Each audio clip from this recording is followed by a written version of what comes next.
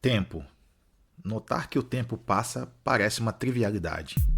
O tempo do relógio, do calendário, da vida, da história, o nosso tempo. A medida do tempo nos ajuda a experimentar mudanças e permanências. Identidades nas diferenças, invariâncias, apesar das transformações de perspectiva. O espaço tridimensional e o tempo, combinados, nos levaram de Newton a Einstein. Mas este podcast não é sobre temas sofisticados da física. Este é apenas mais um episódio de Psicologia Matemática. Imagine que você foi convidado a participar de uma pesquisa. O tema não importa, vamos nos concentrar na coleta dos seus dados. Pode ser que você tenha que responder um questionário de papel ou online. Quem sabe, pode ser entrevistado por alguns minutos ou horas.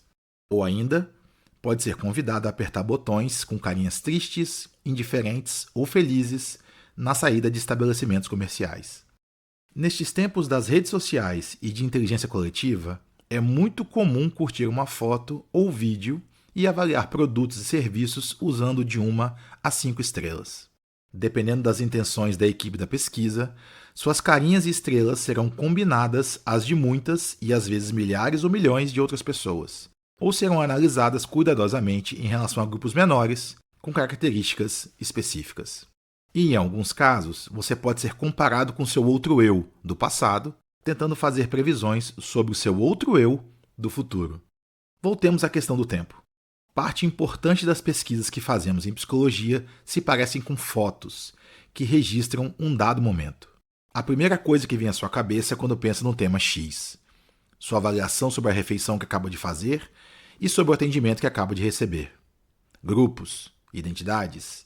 O que você pensa agora sobre esses temas? Obviamente, esses pensamentos e avaliações não surgiram do nada naquele instante. Estão relacionados às suas experiências anteriores com aquelas situações e muitas outras que as precederam. E, de modo similar, poderão exercer influência nas experiências posteriores, afetando pensamentos e avaliações futuras. Não experimentamos eventos discretos, desconectados. A própria noção de tempo envolve sequências de eventos com aparente progressão do passado para o presente e em direção ao futuro. Em outros termos, essas experiências seriam mais vídeos do que fotos. Dizemos, ao lembrar de um episódio, que passou um filme na minha cabeça. A investigação de temas diversos em psicologia, a partir de registros discretos da experiência contínua das pessoas, é um desafio e tanto. Há muitas formas de se tentar enfrentá-lo. Por exemplo, pode-se acompanhar as mesmas pessoas por mais do que aquele único encontro, como nos estudos longitudinais. Pode-se acompanhar uma mesma pessoa por 1000 horas, em vez de se acompanhar 1000 pessoas por 1 hora. Pode-se pesquisar diferentes pessoas, mas com algumas características semelhantes, sobre os mesmos temas e intervalos regulares. E ainda, pode-se fazer a mesma pergunta a integrantes de diferentes gerações. Diga-se, de passagem, que as respostas da geração Z estão em alta, para o bem e para o mal.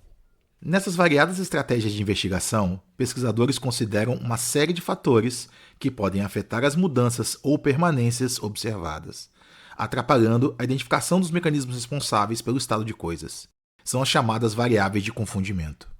Imagine que podemos fazer avaliações do indivíduo antes e depois de uma intervenção qualquer, tentando mensurar sua eficácia. Há uma série de variáveis que podem contribuir para as mudanças e permanências pré- e pós-intervenção, e que não se relacionam com ela. Donald Campbell e Julian Stanley, em um texto clássico dos anos 60, listaram essas variáveis. Vejamos algumas. Os eventos que ocorreram no intervalo entre as avaliações.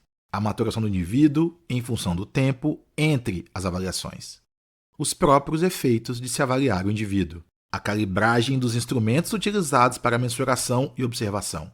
A regressão estatística para as médias, um tema que mereceria um episódio inteiro. A perda de participantes entre os momentos de avaliação, além das interações entre todas essas questões e o desenho da pesquisa. E qual é o meu interesse nessa história toda? Desenvolvimento.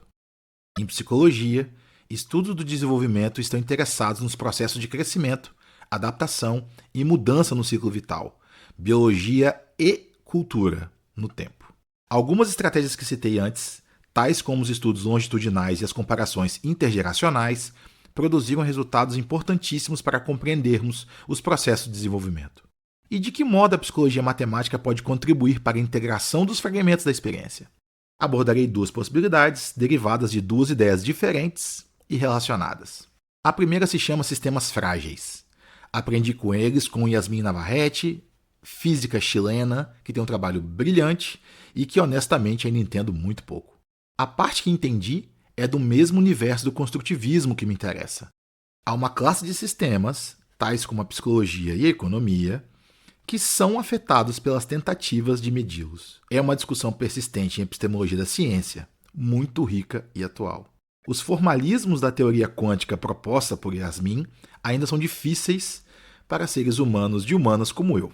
As aplicações, por outro lado, incluem a modelagem de sistemas autopoéticos como os descritos pelos também chilenos Humberto Maturana e Francisco Varela. O trabalho de Yasmin permite considerar os efeitos do observador do sistema sobre o sistema, e do observador do sistema, e de outro observador disso tudo, e assim por diante, recursivamente, de modo fiel à teoria da autopoiese.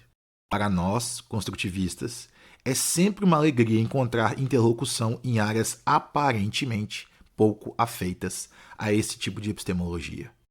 Como mencionei, Campbell e Stanley argumentaram há 60 anos que um dos fatores de confundimento seria o próprio pesquisador e seus instrumentos de medida. O formalismo dos sistemas frágeis oferece caminhos para assumir tal interferência, em vez de ignorá-la ou tentar atenuá-la.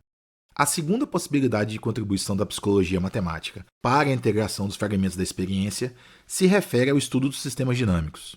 Neste caso, a abordagem é mais matemática do que física, a despeito da permanência do formalismo. E, em vez de abordar esse formalismo, oferecerei uma intuição mais geral. Vamos lá. Sistemas dinâmicos são definidos por conjuntos, às vezes chamados de espaços de fases, e por uma função que descreve como os pontos do conjunto se movem com o passar do tempo. Podemos partir de uma função simples, tal como f de x é igual a x sobre 2 mais 4.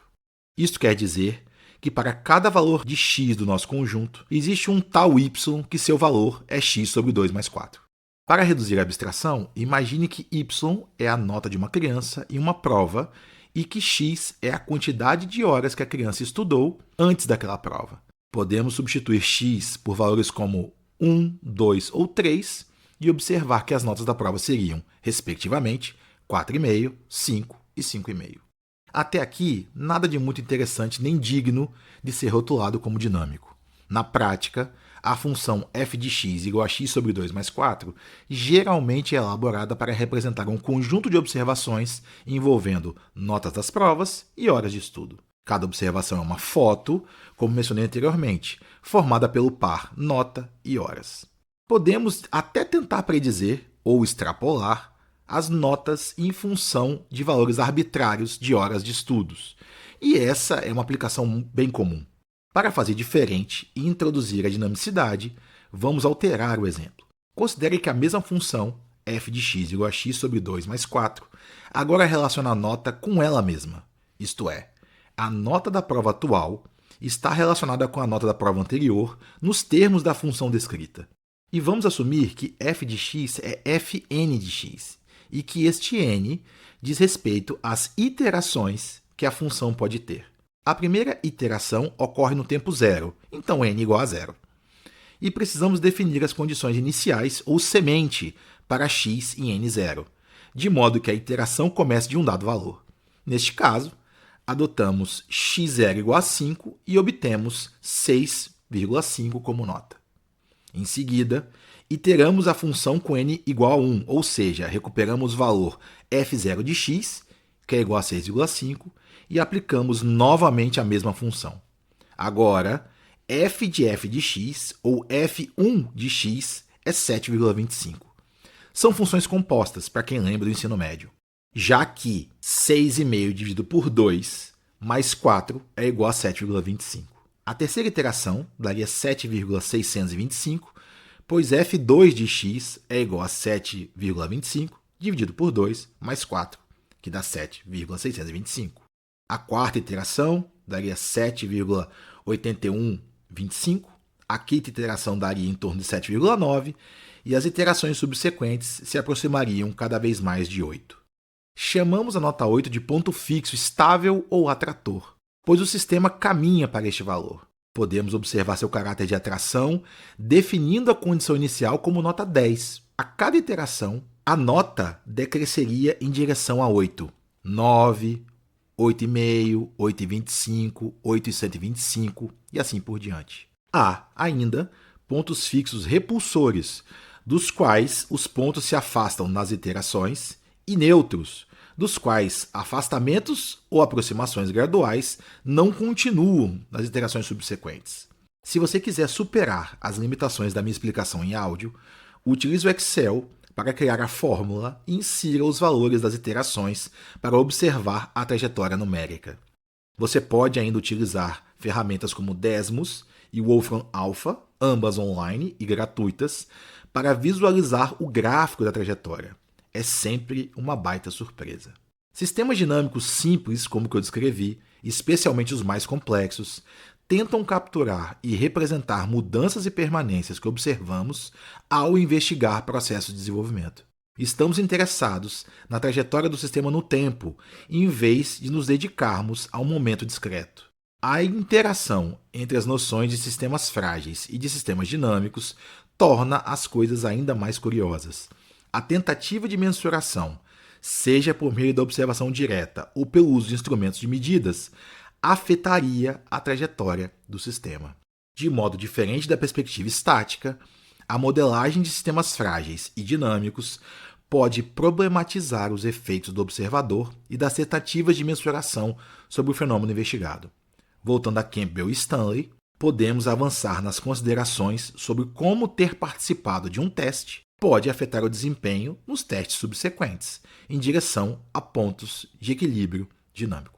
Ainda podemos problematizar como os eventos entre os testes, a maturação do indivíduo e demais fatores afetam ou não aquele processo de desenvolvimento. Finalmente, há sistemas cuja sensibilidade às condições iniciais geram trajetórias imprevisíveis, mas isso será assunto de outro episódio.